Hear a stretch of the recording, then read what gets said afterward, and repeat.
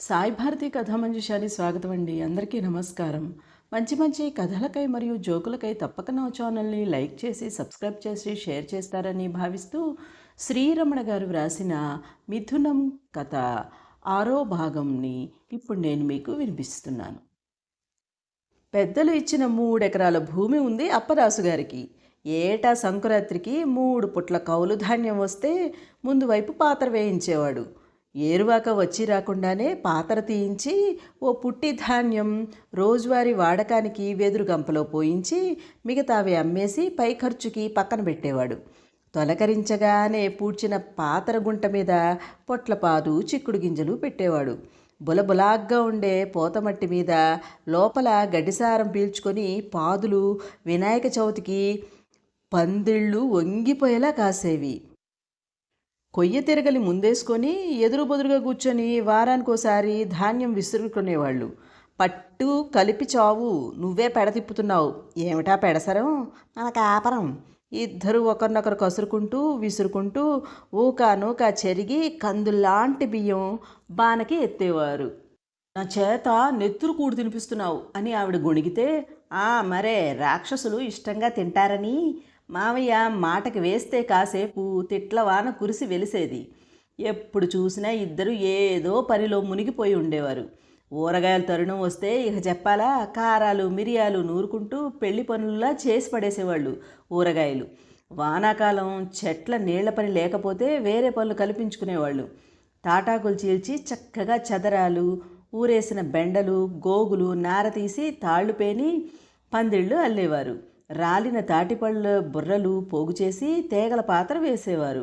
వాకిలి ముందు ఇంటివైపుకి వాలి పెద్ద వేప చెట్టు ఉండేది.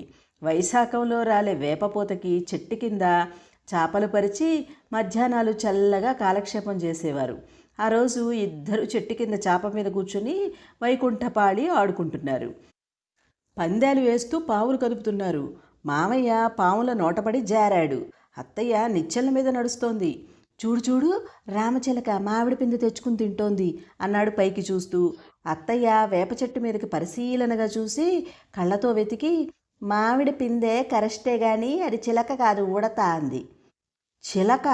ఎర్ర ముక్కు పచ్చ తోక కనిపిస్తుంటేను ఉడత, రాములారు గీసిన 3 గీతలు షష్టంగా కనిపిస్తుంటేను. వీళ్ల గొడవలో ఊడతో చిలకో తేలకుండానే అది పారిపోయింది. అత్తయ్య చూపు మళ్ళీ ఆట మీదకు మళ్ళింది. తేలుకుట్టినట్టు ఒక్కసారి పెద్దగా, అయ్య దేవుడో, నా పావు కదిపేశాడు, తొండి చేశాడు అరిచింది అత్తయ్య. తొండి చేయాల్సిన అగత్యం ఈ అప్పదాసుకి లేదు అన్నాడు గంభీరంగా. ఆడదాన్ని అన్యాయం చేస్తే నరకానికి పోతావు. అక్కడ రక్కసి పొదలో వేసి ఉయ్యాలలు ఊపుతూ తీతు పక్షి చేత జోలాలు పాడిస్తారు. ఏం పర్వాలా, ఆ జోలలతో 5 పిల్లలు పెరిగి పెద్దవాళ్ళు అవ్వలేదా? ఓరి మాయల ఫకీరు, నీతో ఆటకి కూర్చోటం నాదే తప్పు. మాట విసురుకున్నారు. ఇహ మాటలు స్ఫురించక గవ్వలు అందుకున్నారు. పందెపు గవ్వ తలకి తగిలి అబ్బా అన్నాను. 2 కళ్ళు తీవ్రంగా నన్ను చూస్తున్నాయి. ఒరే విభీషణ, ఇట్రారా అని పిలిచాడు మావయ్య తీవ్ర స్వరంతో. అత్తయ్య నొసట రాసిన రాత తుడిచిన పోదు, చీర చెరుగులు పెట్టి అద్దిన పోదు, పైట చెంగులతోటి పులిమిన పోదు అని పాడుకుంటూ చెదిరిపోయిన గవ్వలు తిరుగుతూ ఏరుతోంది. రమ్మంటే రావేరా అని మళ్ళీ గద్దించాడు మామయ్య. అసలే ఆయన బొట్టన వేలు నుంచి బోడుగుండు దాకా గంధం పట్టించుకున్నాడేమో, కళ్ళు మాత్రం కనిపిస్తూ దయ్యంలా ఉన్నాడు. చచ్చెంత భయంగా వెళ్ళి దగ్గర నిలబడ్డాను. ఆ భయంతో చేతులు కూడా కట్టుకున్నాను. అతి వినయం ప్రదర్శించకు, అడిగిన దానికి సమాధానం చెప్పు. మా లేడీస్కి నేను రోజు తలదువ్వి జడ వేస్తున్నానని ఊరంతా టామ్ వేస్తున్నావట. ఏదో చెయ్యి తిరక్క అది చస్తూ ఉంటే కాస్త సాయం చేస్తే అది నీకు వేళాకోళంగా ఉందా? నేనేదో చెప్పబోతుంటే చెయ్యెత్తి వారించి అప్పదాసు అనేవాడు గోరింటాకు రుబ్బి పెళ్ళాం చేతికి కాకరాకు వేసి మరీ పెట్టాడని అగ్రహార బడితలంతా ఆడిపోసుకుంటున్నారట. నా బొంద ఒబలాటం తప్ప పండిందా చచ్చిందా అంది అత్తయ్య గవ్వల కుప్పబోస్తూ. మావయ్య ఒక్కసారి బుస వదిలాడు. వసకమ్ము మింగి చచ్చావా పిచ్చపక్షి? ఆవిడ్ని గసిరి మళ్ళీ నా మీద పడ్డాడు. నా అధిక మాసాలంత లేదు నీ వయసు, వేధవా వేధవన్నారు వేధవా, పోని బొడ్డూడని వెధవి చెప్పావే పో, దానిగా ముదురు పీనుగులంతా పడి పడి పోవాలా?